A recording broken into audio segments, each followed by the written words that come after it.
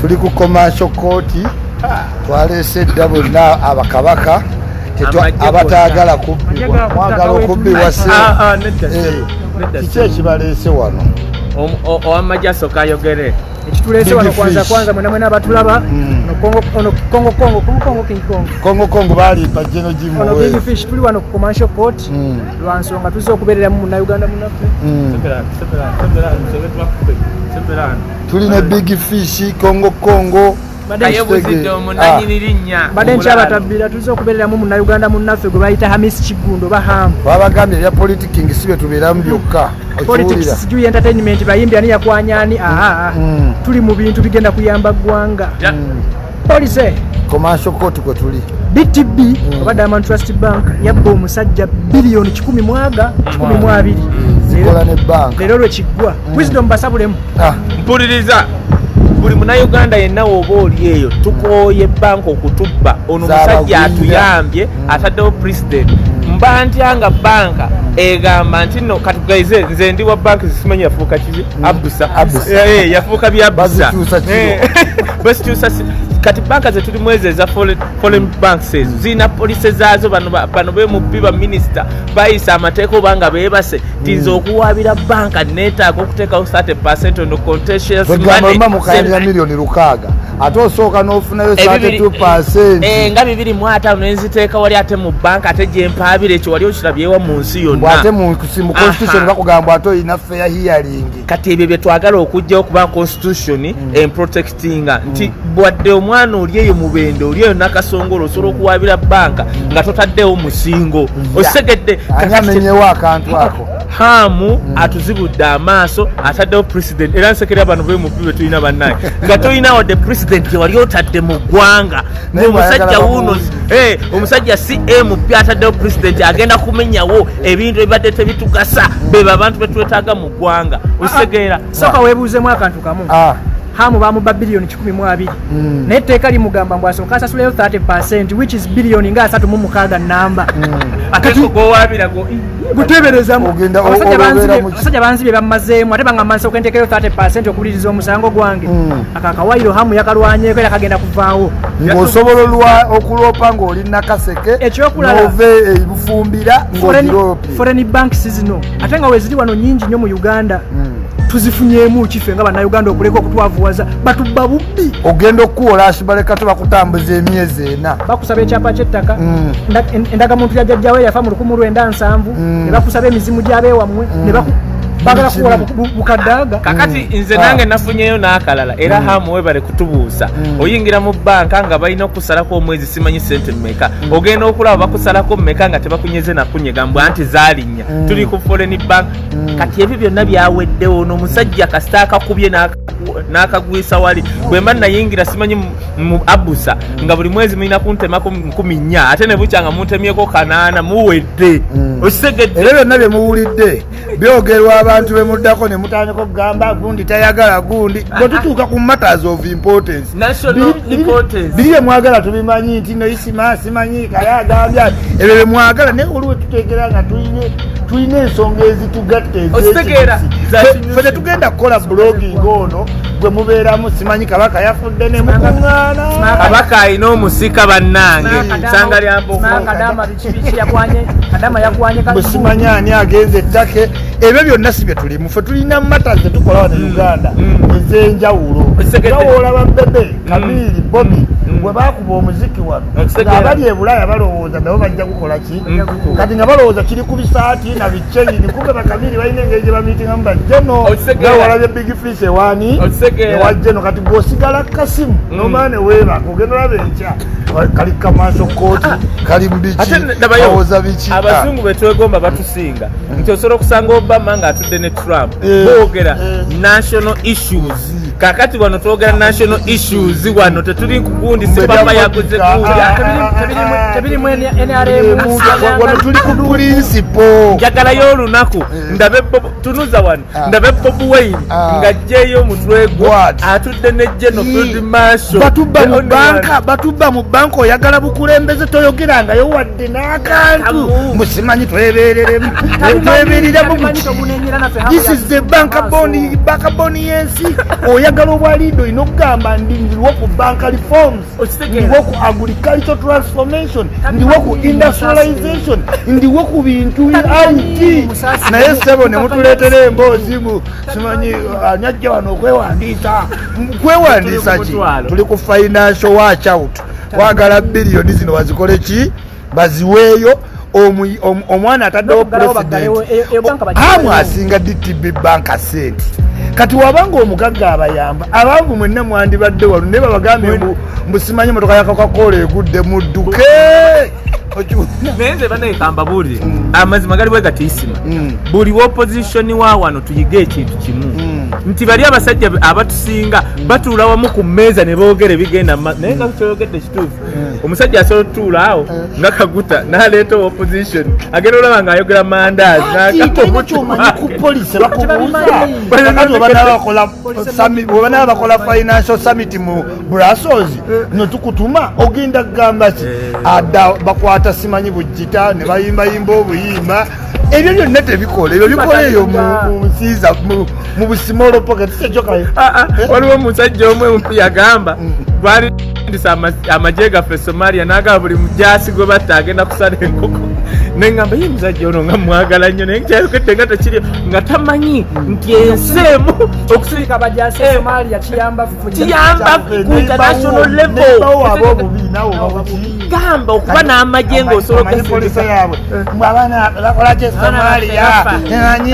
era manyi international police mufasirimu wano Uganda international police ensi esindika amagye gaayo okugenda mu nsi endala okuuma bayirayo kino kati kibabuulireko nga we mu blogging ebyokuwemula muyiga okwekodekiti nga tuli ku financial court ero nga tetuzze buzi batutaddemu amaki buli omu tibambi beerawo empaya ne oli eyo olinda simanyi omugagga mu Amerika bano abeekyeyo banna ate waali kuwaayo basaddemu ndowooza amagye ogalaba ge bateekamu amasimu nti mujje mubeewo be basegeera abantu abamatalinga empologoma zatudde dda muziraba eri enzige ezo zonna ze mulaba zizza ku kintu eki kulwanirira financial muscle naye mmwe oli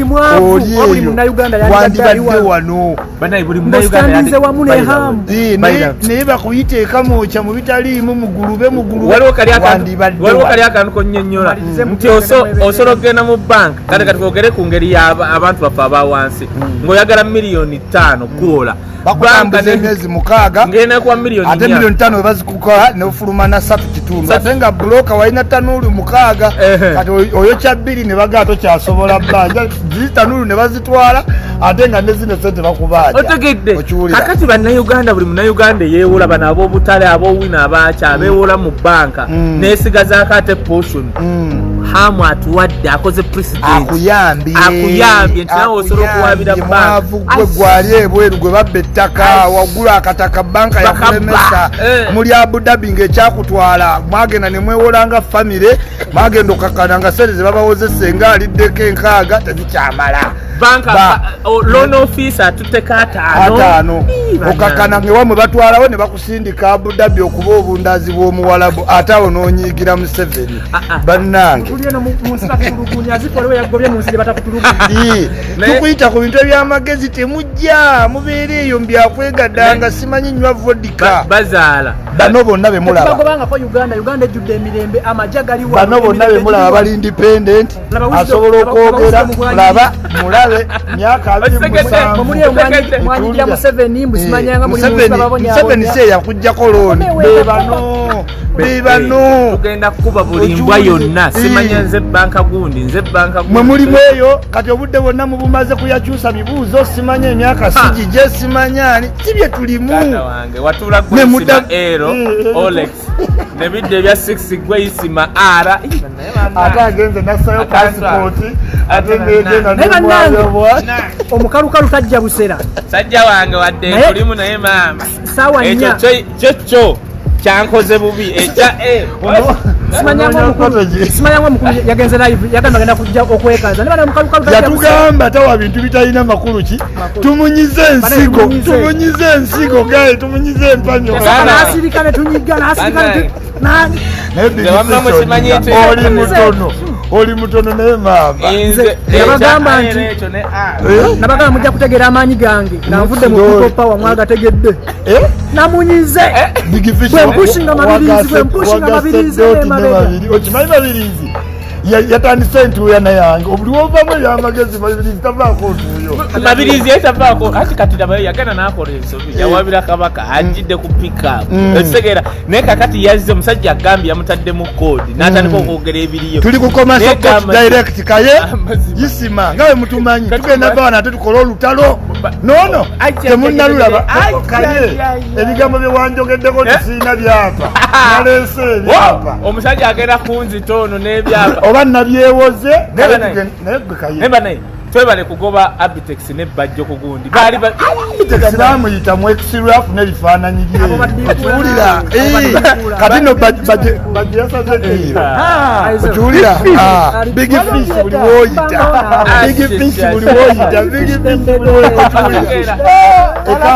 yes mwe muli byampalana mbuno simanyi kiki mugenda onoonyo nyiga wewe tuli tulina okulo naye buli muntu yenna ali ku ttiimu yaffe muwe gundi tomuwa masiki yonna ndala nga tuli wano musajja tuleese gundi za white muleeta zino ate ze baatunze eza guliini nawe weetaagayo eno yojjako eno eri corporate nawe eno hamu gurupu eyojjako laba ttiimu muve ku bino bye mulimu ne muwagira omuntu nayeyambula byo si bye tulimu here for purpose buli wodda timu hamu twaleese ate mwana muto oziraba kumunyiiza bunyiiza bayimbudde eggaali muto alwanirira Uganda ono tumuyita Dangote wa Uganda Dangote bali bonna twabagamba abalina ssente twali tubalimba nga naffe tumalaba leka tusiibule leka tubasiibule tusiibula ki amakwata wate ate tusiibula isimaasiibula ekiwulira tuli ku commercial court muleeta ebyo si wangi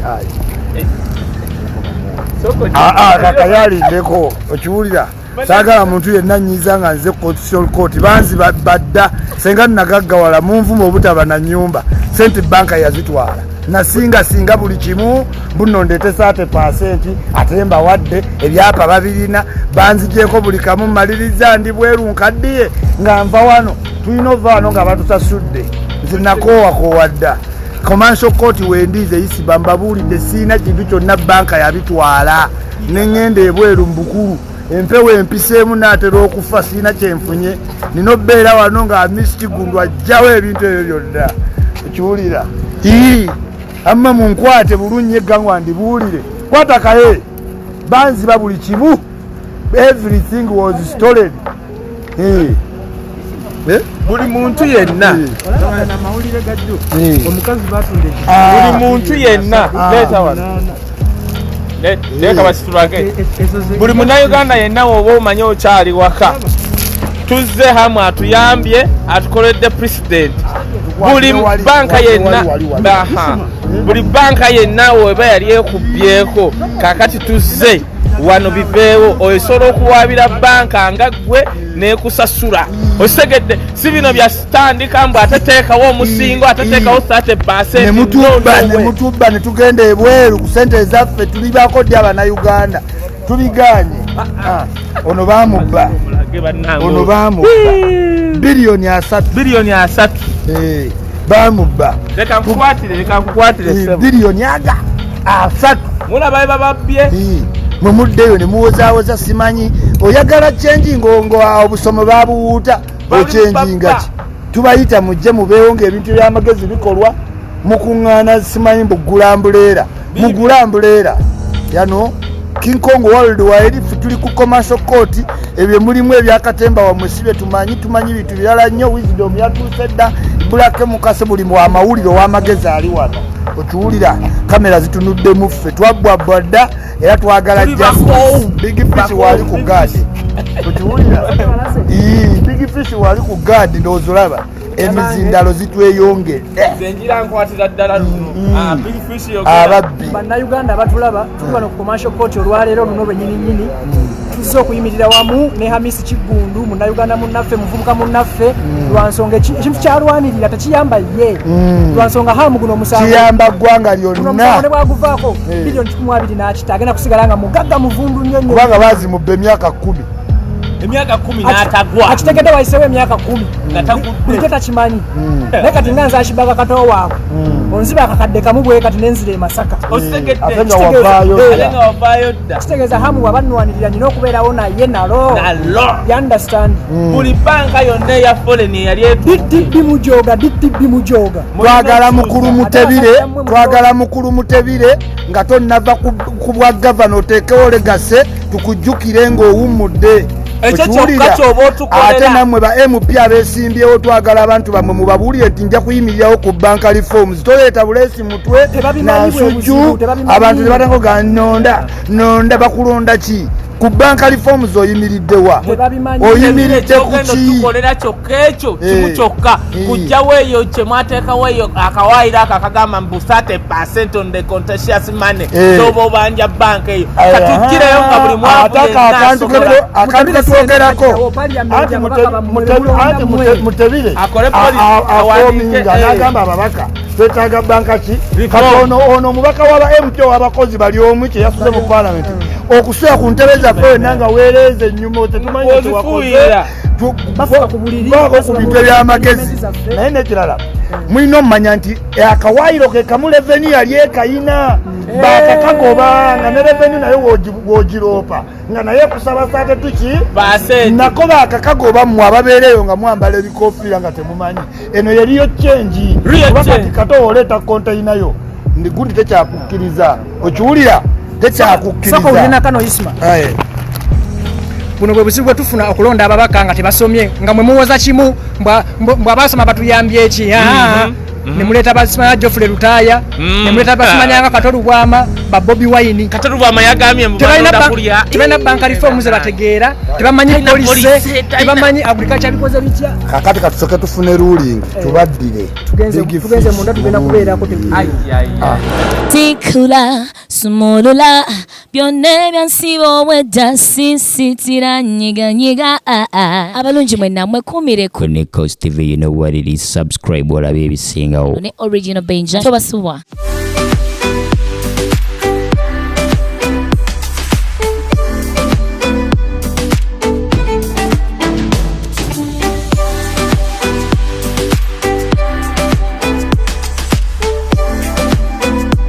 Yo, my people, what's up? It's your boy Eddie Kenzo with my boy Original Benja. Subscribe on Nikos TV.